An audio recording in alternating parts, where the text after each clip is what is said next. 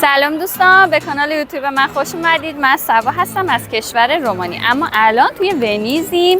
اینجا هم کلیسای باسیلیکا هستش.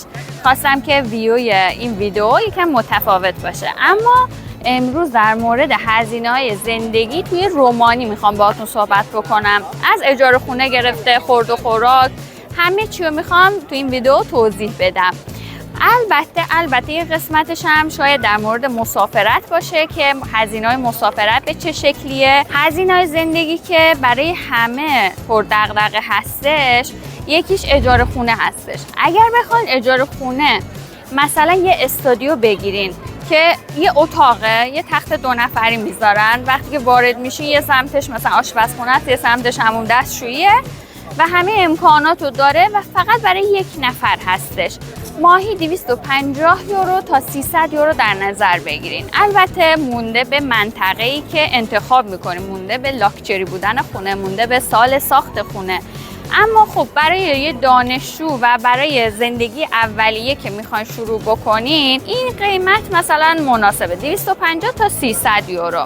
در مورد هزینه‌های خورد و خوراک، ببینیم ما ایرانی‌ها وقتی خرید میکنیم همه چی کیلویی میخریم دیگه دونه‌ای نمیخریم، اما خب اروپایی‌ها تقریبا دونه‌ای میخرن.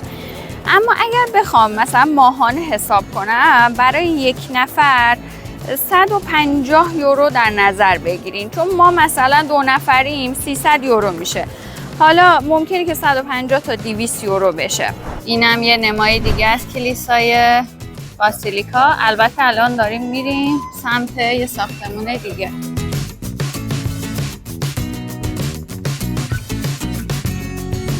اینجا اسمش ساختمون دوج هستش. ما یه دونه تور خریدیم که با این گوندولاها، یعنی قایقا، میخوایم بریم عصرش رو بگردیم. خب میگفتم در مورد هزینه های قبضا که ماهانه تقریبا 150 یورو برای 1 نفره دیگه، درسته؟ خب 150 یورو برای قبضا هم در نظر بگیرین. بعدش میرسیم به چی؟ میرسیم به هزینه حمل و نقل.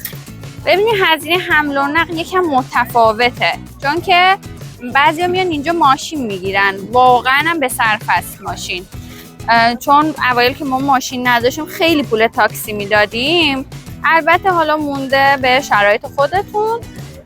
و اینکه اگر بخوایم در نظر بگیریم که حالا شما ماشین نخریم و با اتوبوس برین این ور اون ور، اگر دانشجو باشین تخفیف دارین یه مقداری، نزدیک 50% این بلیط‌های اتوبوستون، بلیط‌های قطار داخل رومانی و اینا، اگر بخوایم مثلا یه شهر دیگه برین و اینا، تقریبا در نظر بگیریم ماهانه 70 تا 100 یورو هم هزینه اتوبوس و بلیط‌های قطار و اینا میشه. اما اگر مثلا رفت و آمدتون خیلی زیاد باشه، یا مثلا تو شهر خیلی بگردین، یا یه کاری داشته باشین، یا یه شهر بزرگ مثل بخارست باشین که رفت آمدتون زیاد باشه، در نظر بگیرین که ماهانه اگر مصرف ماشینتون کم باشه، مثلا 5 تا باشه، ماهانه 1.5 باک، مثلا 1.5 باک که میگم باک مثلا 40 تا باشه، شما باید سوخت بزنین. اینجا سوخت هم تقریبا 6.5 لی هستش، یعنی تو رومانی سوخت 6.5 لی هستش. هر 5 لی هم میشه 1 یورو، تقریبا 1.20 اینا میشه. میرسیم به مسئله مسافرت. ببینیم بچه ها، مسافرت هزینه هاش کاملا متفاوته، اما مونده به فصلی که مسافرت میریم. مثلا اروپا اینجا مثلا تو سال چند بار تعطیلات رسمی میشه، از جمله تعطیلات کریسمس، تعطیلات عید پاک، بعدش مثلا تعطیلات تابستانی کارمندا و اینا. اگر اون موقع بخوایم بلیط بخریم واقعا خیلی گرونه و نمیشه که راحت مسافرت برین، باید خودتون نگاه کنید. در ضمن اینجا چند تا شرکت هواپیمایی هستش که پروازاش خیلی ارزونه، از جمله ویز ایر، بعد رایان ایر، ایزی جت. میتونیم با اینا بریم مسافرت که بعضا بلیطاشون از 20 30 40 یورو شروع میشه. آره 19 هم بوده، 14 هم بوده، حتی ما با 8 یورو هم رفتیم سوئیس. خب یعنی برگشتمون البته گرون بودا. یعنی با این مبلغا میتونیم بریم، درسته دیگه. بعدش مونده مثلا هتل، میخواین هتل بگیرین یا میخواین مثلا توی هاستل بمونین، چون اکثر دانشجوها میگن ما تو هاستل هم میتونیم بمونیم، موردی نداره. اما خب برای زوجا، البته نه زوجا میرن مثلا توی هاستل میمونن. بعد این هزینه های مسافرت متفاوته و تایمشون هم خیلی متفاوته. سعی کنین که بلیطاتون رو خیلی زودتر بگیریم، مثلا دیگه نمونه نزدیکای مسافرتتون، مثلا تعطیلاتتون که مشخصه زودتر بگیرین، خیلی پروازاتون ارزون تر میفته و هزینه هاتون هم خیلی میاد پایین.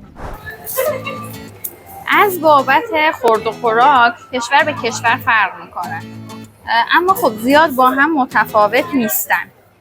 خب یعنی مثلا توی ایتالیا هم مواد غذایی قیمته، توی حالا اسپانیا هم یه قیمت. البته مونده شما چه جور رستورانی رو بخواین برین برای همون نهار و شام و صبحونه‌تون، یا اینکه هتل رو اصلا با صبحونه بگیریم بدون صبحونه بگیریم. مسئله آخر در مورد مسافرت این هزینه های اکتیویتی هاست. یعنی اگر میخوایم با گوندولا بریم یه جایی، اینا گوندولا هستن، مثلا باید توراشون رو بگیرین، یا اگر میخواین مثلا یه جزیره رو بریم بگردین توراش رو بگیرین، یا اصلا نمیخواین اونا رو بگیرین، میخواین کلا داخل شهر رو ببینین و اینا و هیچ هزینه‌ای نکنین. دوستان امیدوارم که این ویدیو براتون مفید باشه، چون خیلی وقت بود که در مورد هزینه پرسیده بودین که واجب دونستم این ویدیو رو ضبط کنم. لطفا لایک و سابسکرایب فراموش نشه. ممنونم. خدا نگهدار.